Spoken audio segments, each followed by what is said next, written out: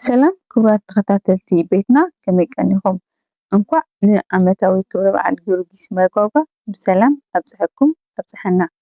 ክቡራት ተኸታተልትና ኣብ ናይ ሎሚ መደብና ኣብ ትግራይ ካብ ዝርከቡ ጥንታውያን ቤተክርስትያናት ሓደ ዝኾነ ጥንታዊ ቤተክርስትያን ጊዮርጊስ መርቆሬዎስ ስያመ መርቆሬዎስ እናዳሰስና ፃንሒት ክንገብር ኢና። ምክትታልኩም ኣይፈለየና። እንዳ ጊዮርጊስ መርቆሬዎስ ወይ ፍሪሞና ኣብ ከባቢ ዓድዋ ብርክት ዝበሉ ጥንታዊ ቤተክርስትያናትን ሓድግታትን ይርከቡ። ካብዚኣቶም ሓደ ድማ እንዳ ጊዮርጊስ መርቆሬዎስ ወይ ፍሪሞና እናተባህለ ዝፍለጥ ስፍራ እዩ። ናይቲ ከባቢ ዓበይቲ ዓዲ ከም ዝሕብርዎ ፍሪሞና ዝተባህለሉ ምስ ናይ ኣክሱም ፈላማይ ጳጳስ ኣባ ሰላማ ከሳቴ ብርሃን ወይ ፍሬሚናጦስ ስም ተታሒዙ ፖርቹጋላውያን ናይ ፍሬሚናጦስ ዓዲ ንምባል ፍሪሞና ኢሎም ከም ዝሰየምዎ ይገልፁ። ኣብዚ ምስ ስም መርቆሬዎስ ተዛሚዱ ሓደ ዝለዓል ኣፈ ታሪክ ክነልዕል። ፖርቹጋላውያን ፍሪሞና ተቆፃፂሮምዎ ኣብ ዝነበርሉ እዋን ምስ ህዝቢ እቲ ከባቢ ኣብ ሓያል ባእሲ ተፀሚዶም ከም ዝነበሩ ይዝንቶ። ምክንያቱ ድማ ቤተክርስትያን ናይቲ ህዝቢ ብሓይሊ ናብ ቤተ እምነቶም ብምቅያሮም እዩ። እዚ ዝፈጠሮ ጎንፂ ድማ እናተባኣሰ ብምኻድ ክሳብ ማይ ካብ ወሓዚ ሩባ እቲ ከባቢ ሕዚ ማይ ጓጓ እናተባህለ ዝፅዋዕ ሩባ ኣብቲ ከባቢ ዝርከብ ከይቀድሑ ምክልኻል ኣስዓበ። ፖርቹጋላውያን ድማ ኣብቲ ከባቢ ብዝነበራ ሸቃጦ ብምጥቃም ማይ ኣምፃኣልና እናበሉ ገንዘብ ይህብዎን ስለ ዝነበሩ ንሳተን ድማ ማይ ኣብ ጓጉአን ሸፊነን የብፅሓሎም ከም ዝነበራ ይዝንቶ። ካብዚ ነገር ብምልዓል እዩ ማይ ጓጓ ተባሂሉ ተሰይሙ ይብሉ ሓበሬታ ዓበይቲ ዓዲ። እዚ ስፍራ ናይ ኦሪት መስዋእቲ ዝቐርበሉ ዝነበረ ምኩራብ ከም ዝነበረ ዝረኸብኩዎ ሓበሬታ የመላኽት። ድሓር ግና ክርስትና ኣብ ኣክሱም ምስ ኣተወ ኣብ ዘመነ መንግስቲ ኣብርሃ ወኣፅብሃ ታቦት ስላሴ ኣትይዎ ቤተክርስትያን ኮይኑ ዘገልግል ዝነበረ እንትኾን ኣብ 16 ክፍለ ዘበን ሃፀይ ሱስንዮስ ምስ ፖርቹጋላውያን ብዝነበሮም ፅቡቅ ርክብ ምክንያት ብምግባር መንበሪ ቤተ መቅደስን ካቶሊካውያንን ክኸውን ተገይሩ እዩ።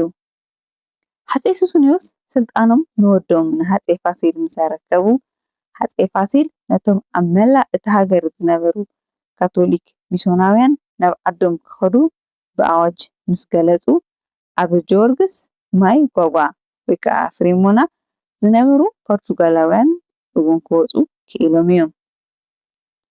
ድሕሪ እዚ ድማ ማሕበረሰብ እቲ ከባቢ ዳግማይ ታቦተ ስላሴ ከም ዘእተውሉ ይዝንቶ። ድሓር ሓደ ብንፁር ዘይተቐመጠ ቀፃሊ ሰፊሕ መፅናዕቲ ዝደሊ ጉዳይ ኣሎ። ንሱ ድማ ከመይ ናብ እንዳ ጊዮርጊስ ቤተክርስትያን ተቐይሩ ዝብል እዩ። እቲ ኣብቲ ቤተክርስትያን ዝነበረ ታቦት ስላሴ ናብ ሽረ ብምውሳድ ታቦት ጊዮርጊስ ክኣቱ ተገይሩ ዝብል ሓበሬታ ኣሎ። ኮይኑ ግና ብዙሕ ንፁር ዘይኮነን ብመንን መዓዝን ብምንታይን ተወሲዱ ዝብሉ ሕቶታት ብንፁር ስለዘይምልስ ንቀፃሊ መፅናዕቲ ክፍቲ ክገብሮ። ታቦት ጊዮርጊስ መርቆሬዎስ ወይ ከዓ ፍሪሞና ኣብ ኩናት ዓድዋ ብዙሕ ተኣምራት ከም ዝሰርሐ ይዝረብ። ጣልያናውያን እውን ምስ ተሰዓሩ ከምዚ ኢሎም ይበሃል። ምስ ኢትዮጵያ ሰራዊት ኮይኑ ዝዋጋእ ሓደ በዓል ጦር ፈረሰኛ ነይሩ እዩ እናተባህለ ዝዝረብ ነገር ኣሎ።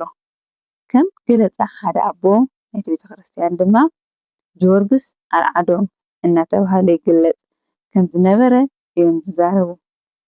ነዚ ሓሳብ ዘራጉድ ድማ ጣልያናውያን ብ1928 ኣቆፃፅራ ግእዝ ዳግማይ ኣብ ዝመፅሉ እዋን ብመድፍዕ ነቲ ከባቢ ከም ዘዕነብዎ ይዝንቶ።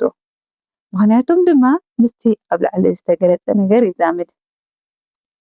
እዚ ታቦት ድማ ድሕሪ ዓወት ኩናት ዓድዋ ሃፀይ ሚኒሊክ ናብ ኣዲስ ኣበባ ዘሪፎም ከም ዝወሰድዎን እቲ ሎሚ ኣራዳ ጊዮርጊስ እናተባህለ ዝፅዋዕ ዘሎ ቤተክርስትያን ካብ ጊዮርጊስ መርቆሬዎስ ወይ ከዓ ፍሪሞና ብዝተወሰደ ታቦት ዝተመስረተ ከም ዝኾነ እዩ ኣቦታትና ዝዛረቡ ምስ ጀወርግስ መጓጓ ፍሬሞና ተዛሚዱ ስፍሓት መጽናዕትታት ዝጠልቡ ነገራት ከም ዘለዉ ኣብቲ ቤተ ክርስቲያን ካብ ዝርከቡ ሓድግታት ምርዳእ ይከኣል።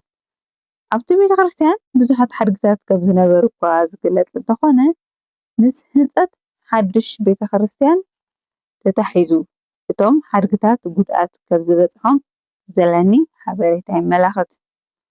ኣብቲ ስፍራ ካብ ዝርከቡ ሓድግታት ገለ ንምጥቃስ ግን ከም ዝተቐረፁ ኣእማን ናይ ጣልያን እምኒ ጽሑፋት ዕርዲ መካበብያ መቓብር ኣቡናትን ካልኦትን ምቕማጥ ይከኣል።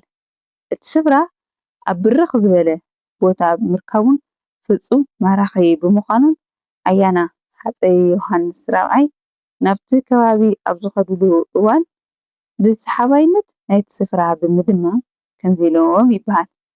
ክሳብ ሎሙዓንቲ ኣብ ብዙሕ ቦታታት ተዛዊረ ዘይረኣኽብዎ ዓይነት ማራኺ ቦታ ብምባል ኣበይ ነርኪ ከም ዝበልዎ ይንገር።